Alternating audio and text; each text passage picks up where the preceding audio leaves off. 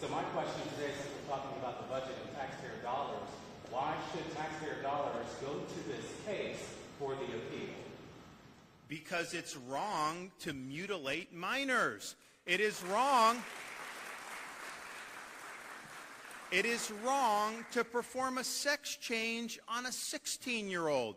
You're not allowed to get a tattoo, but somehow you can have your privates cut off. Give me a break. This is wrong. And I would also say this has already been decided by the 11th Circuit Court of Appeals. They upheld Alabama's law, which was almost identical to Florida's law. This will be reversed. There's no question it'll be reversed. Think about it.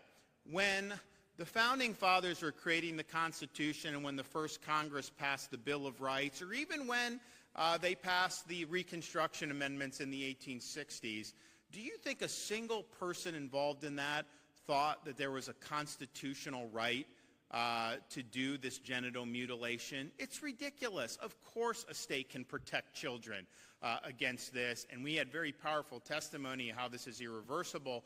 But this idea of using tax dollars, because like the media will point out, oh, the state is spending money to do. So if you say that we shouldn't do that, you're saying that any liberal judge should be able to veto the policy of the state of Florida because they go to the same judges every time, we lose almost every time, and then we win on appeal almost every time. That's what happens.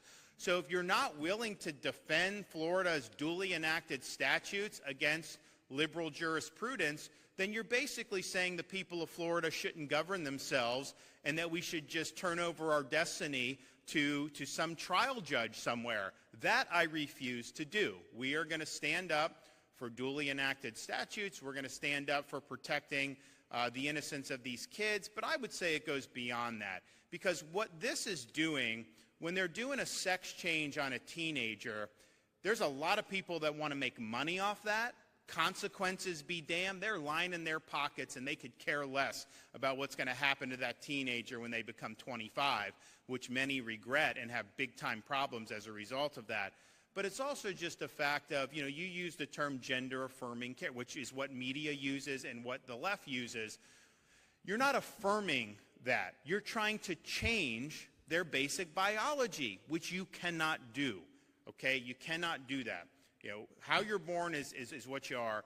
And so I think it's about, are we going to be rooted in truth as a society or not?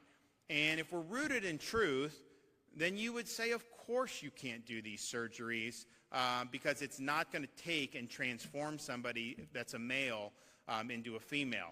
So we'll win that appeal. We may win it very quickly given that the 11th Circuit has already adjudicated this case going forward. But I think that this is something that we've seen from time and time again. We do election integrity.